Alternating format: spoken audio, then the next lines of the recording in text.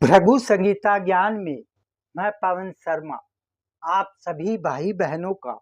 दिल से स्वागत करता हूं। आज हम बात करते हैं आपकी जन्म कुंडली के अंदर धन योग कैसे बनता है और उस धन योग के द्वारा अगर आप कर्म भी ऐसे ही करेंगे जैसे आपका योग बना हुआ है तो आप अच्छा धन अपने जीवन में प्राप्त करते हैं। लेकिन आपको यह देखना है कि आपकी जन्म कुंडली के अंदर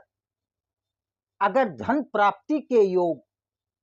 अच्छे बने हुए हैं, योग के हिसाब से अगर कर्म करते हैं तो आपको धन प्राप्त करने में किसी भी प्रकार की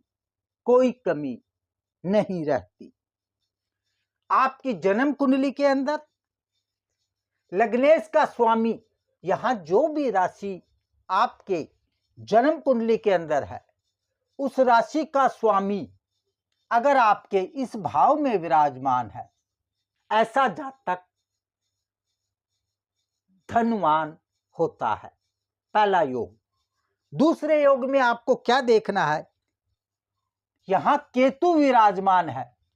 11वें भाव में। केतु यहां विराजमान है, इस भाव में केतु विराजमान है तो आप विदेश के द्वारा धन को प्राप्त करेंगे। आपके कर्म ऐसे हो कि आप विदेश से कोई भी लिंक बनाएंगे। अगर आपका केतु यहां है तो आपको धन की अच्छी प्राप्ति अपने जीवन में होती है। तीसरा योग क्या है आपकी जन्म कुंडली में, अगर दूसरे भाव का स्वामी, धन भाव का स्वामी आपके 8वें भाव में विराजमान हो, इस भाव का स्वामी यहां अगर आपके विराजमान हो, ऐसा जातक कड़ी मेहनत करवा के आपको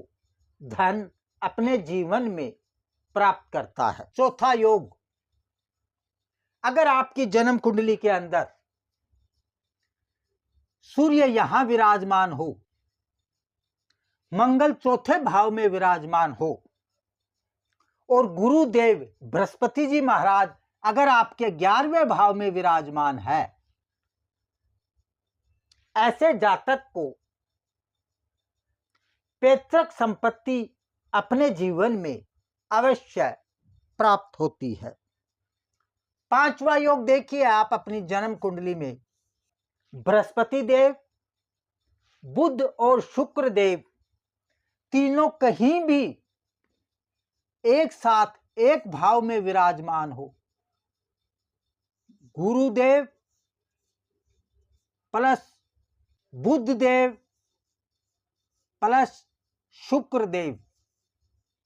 अगर ये तीनों ग्रह आपकी जन्म कुंडली में एक साथ कहीं भी विराजमान है, किसी भी भाव में विराजमान है, ऐसा जातक धार्मिक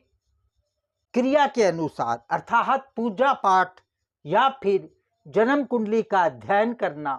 या फिर धार्मिक प्रवृत्ति से बहुत अच्छे पैसे अपने जीवन में प्राप्त करता है। यदि आपके सप्तम भाव में शनि बलवान हो, अर्थात शनि अपनी राशि का यहां विराजमान हो या फिर अपनी राशि का हो या फिर यहां उच्च राशि में विराजमान हो और डिग्री में मजबूत हो, तो ऐसा जातक भी अपने जीवन में अच्छा धन प्राप्त करता है। ऐसा जातक जुए में, शनि यहां विराजमान है तो जुए में, सट्टे में या शेयर मार्केट के द्वारा अच्छे पैसे अपने जीवन में कमा सकता है। आपकी जन्म कुंडली में शनि, मंगल और राहु तीनों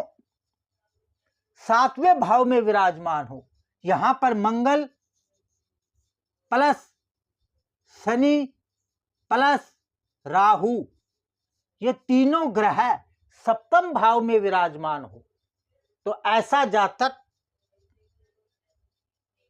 कमीशन एजेंट बनकर बहुत अच्छे पैसे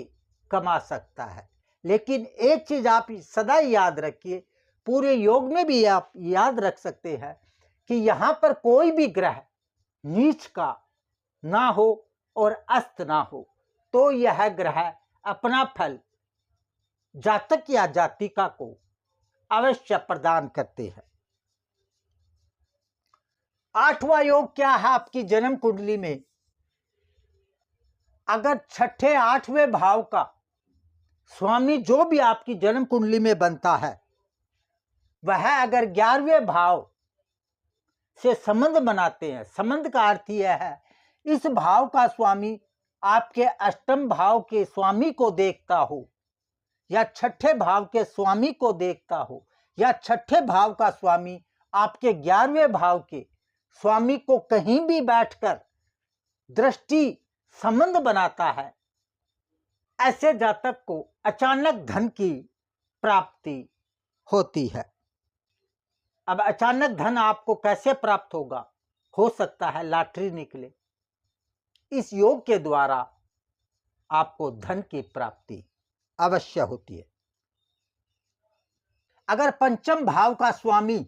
यहां जो भी आपकी राशि आएगी उसका स्वामी दसम भाव से संबंध बनाता हो या दृष्टि संबंध हो, ऐसा जातक के बच्चे जो भी होते हैं, लड़का हो या लड़की,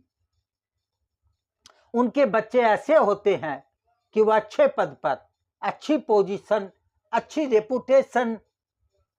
अपनी बनाकर अपने पिता या माता का पैसों के मामले में, धन के मामले में अच्छा सहयोग करते हैं। या आप यह भी समझ सकते हो ऐसे जातक या जातिका के संतान बहुत अच्छी निकलती है, अच्छे पद को प्राप्त करने वाली हो सकती है। बुध आपके पंचम भाव में हो, बुध प्लस गुरु प्लस शुक्र, बुध गुरु और शुक्र पंचम भाव में विराजमान हो या फिर यह तीनों यहां विराजमान हो 11वें भाव में, या फिर ऐसा हो कि बुध गुरु यहां हो, शुक्र यहां हो, आपस में सप्तम दृष्टि से एक दूसरे को देखते हो इन दोनों भावों में, तो ऐसा जातक या जातिका अच्छे धन की प्राप्ति अपने जीवन में अवश्य करता है। शनि, मंगल और राहु अगर यहां विराजमान है सप्तम भाव में तो भी आपको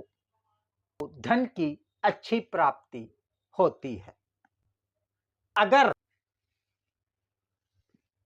लग्नेश चौथे भाव का स्वामी सप्तमेश, दशमेश, पंचमेश और नवमेश, इनका कहीं भी कुंडली में एक ही भाव में विराजमान हो, उसमें यह नहीं है कि पांचों या छह जो है छहों के स्वामी एक साथ बैठे हो, लेकिन इनका संबंध अगर बनता है, इन चारों भावों का संबंध, जैसे उदाहरण के तौर पर यहां सूर्य आपका स्वामी है और यहां चंद्रमा आपका स्वामी है, ये दोनों अगर एक ही भाव में, अच्छे भाव में अर्थात नीच के न होकर कहीं भी विराजमान है तो इनके द्वारा भी आपको धन की प्राप्ति होती है और आप अच्छे पद पर भी जा सकते हैं। राजसी सम्मान की प्राप्ति भी आपको ऐसे योग में मिलती है।